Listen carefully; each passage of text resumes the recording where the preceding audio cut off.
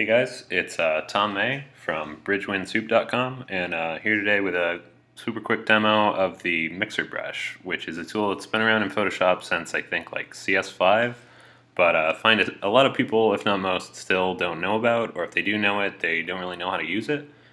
Um, and I figured out some kind of interesting techniques that I think you might find interesting to make these kind of abstract splashes, or whatever you're working on, really quickly. It's really fun, and yeah.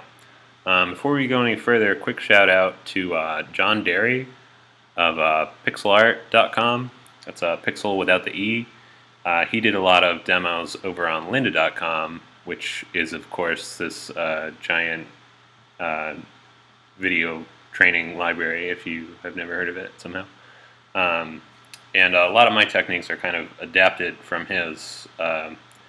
He tends to favor the bristle brush more and kind of these long smudgy marks, and I find more textured brushes and kind of dappling, and a couple other changed things, just to kind of make it my own. Alright, so setup. Going to be using a lot of my own brushes, which you can find at bridgewindsoup.com/resources.html. A lot of these little like watercolor swatches, and the spacing and scattering on these is set up to make them optimized as mixer brushes for a lot of these. And if not these, a lot of the other ones I'm using, I don't remember where a lot of them come from, but chances are you'll be able to find them over at pandemoniumart.net/brushes. Dominus has set up this really incredible collection of all these fantastic brushes from artists all over. That's just great. I really recommend take like an hour and just download one at a time, go through them, find out which ones you like, mark them, and then just make your own collection of all the ones you like from all the different sets. Just great. One more setup thing before we get started. I really recommend you go into your Wacom settings. I'm on a Mac, so this is just in settings, Wacom, and go into your pen and change the upper button to be modifier option or alt. This will make it so that when you're in Photoshop, it'll just really quickly toggle to the color picker, which will make it a lot quicker when you're working. But unlike mapping it to I, it'll automatically jump off of that back into the tool that you were just using. Whereas I sometimes, if you hold it down, it'll toggle back, but sometimes if you don't click it right away, then you'll accidentally be in the color picker and not the brush. So Alt is just a better way to go. Normally working on like an Intuos or something like that, working on a little Bamboo today, but if you have like an Intuos or a nicer tablet like that, you can actually make it an application-specific mapping, which is a really good way to go. So then it's always Alt when you're in Photoshop, but if you're out in another application like Maya or something, it'll just be normal. It'll be middle click or whatever you want it to be. Okay, so anyway, get out of that, head into Photoshop, and let's see. Okay, so a couple setup things in Photoshop. The mixer brush right away you can find if you hold down on the brush tool. You'll find it down here at the bottom. I really recommend mapping this to a separate key in Photoshop. This might seem like a lot of setup, but it's really going to help you out. Once you get moving, you don't want to be thinking about this stuff too much once you're painting. So I really recommend you set this all up ahead of time, and it'll pay off. It'll be a lot of fun. So anyway, I have this map to N somewhere in here. Here it is, mixer brush tool, and that again was just in keyboard shortcuts down there. So this way I can toggle between the regular brush and the mixer brush very quickly, because they both kind of have their separate needs and functions. So anyway, you can see here I was kind of messing around. Start on a new layer.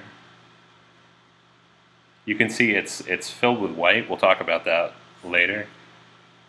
That one of the Achilles heels of the mixer brush is it really kind of only works on one layer at a time. It has the ability to sample all layers, but it's kind of slow, so you almost never want to use that. Right now I'm just using the regular brush, just throwing down some colors so we have something to work with. Okay, now I'm going to hit N, and now I'm in the mixer brush. Alright, a couple setup things here.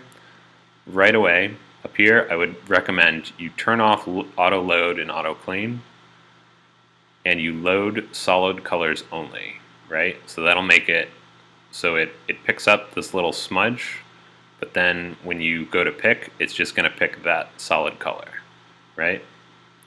Pretty much all of these are fine at 100. It really, they all do different things, but really for our purposes, the only one you want to mess with is mix. That's pretty good at 50%.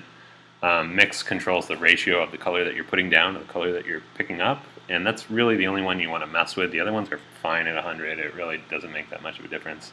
I really recommend you leave sample all layers off. You just work on one layer at a time. It's just really slow. It gets really buggy. It gets really glitchy. If you try which sucks because you can't work non-destructively, but it's kind of, sometimes for digital painting it's nicer to work on one layer at a time anyway. That way it doesn't get too confusing. And anyway, so these are our settings for today. These are off, that's off, these are all at 100 except for mixes at 50, and that's off. And then I'm going to go in here and I'm just using one of these watercolory swatches. I can pick out a color, and I can kind of just mix this out. And then what I can do is just really quickly, I'm just holding down the upper Wacom tablet button, which I had mapped to Alt. So I'm just holding that down, picking a color, and then releasing. And that way I can just really quickly kind of smudge this out. And look at that already. That's so quick.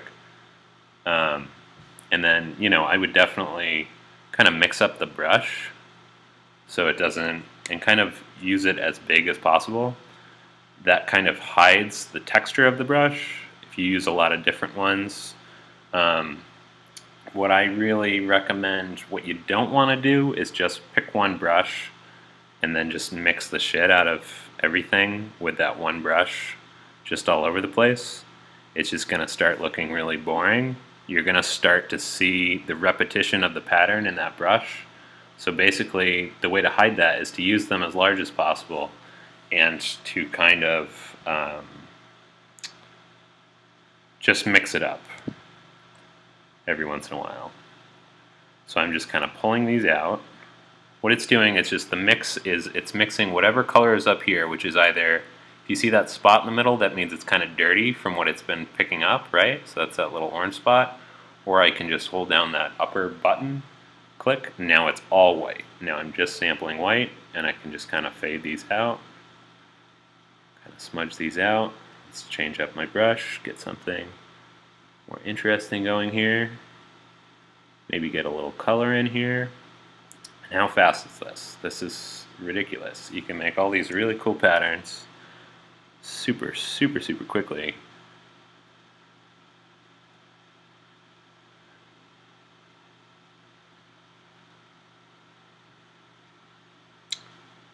And yeah.